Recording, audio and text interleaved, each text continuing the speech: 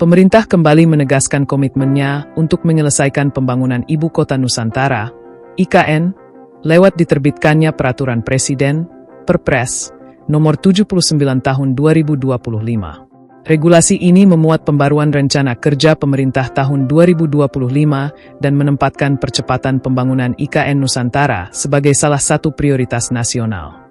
Penetapan Perpres dilakukan pada 30 Juli 2025 di Jakarta dan menetapkan target penting, yakni menjadikan Nusantara sebagai ibu kota politik Indonesia pada 2028. Salah satu langkah konkret yang tertuang dalam Perpres ini adalah pemindahan aparatur sipil negara, ASN, secara bertahap ke IKN Nusantara. Tahun ini, sebanyak 1.700 hingga 4.100 ASN dijadwalkan mulai bertugas di ibu kota baru. Jumlah ini diperkirakan terus bertambah hingga mencapai 9.500 ASN pada 2029.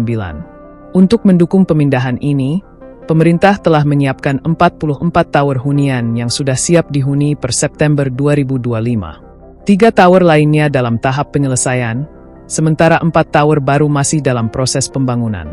Kepala Otorita IKN, Basuki Hadimulyono, menegaskan bahwa Perpres ini menjadi penanda kuat bahwa pembangunan IKN akan terus berjalan. Perpres ini memberi kepastian bagi masyarakat, pelaku usaha, dan investor bahwa proyek IKN bukan hanya dilanjutkan, tapi juga dipercepat penyelesaiannya, kata Basuki.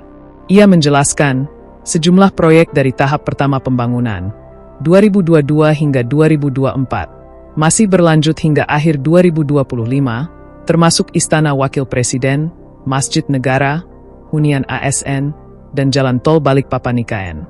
Pada tahap awal ini, berbagai infrastruktur utama sudah hadir, seperti Istana Presiden, Istana Garuda, kantor pemerintahan, hunian ASN dan menteri, rumah sakit, hotel, serta bandara VVIP.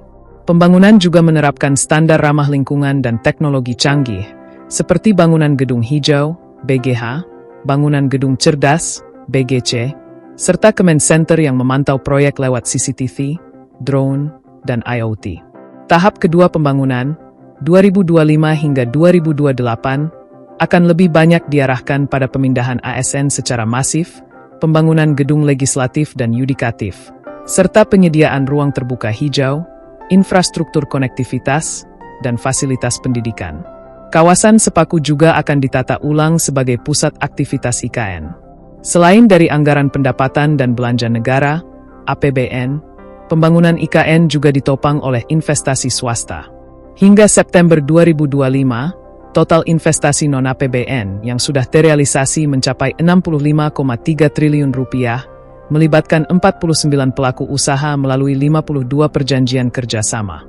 Pemerintah berharap pembangunan IKN tidak hanya menjadi proyek pemindahan ibu kota, tetapi juga menjadi langkah menuju sistem pemerintahan yang modern, kolaboratif, dan kompetitif secara global, pungkas Basuki.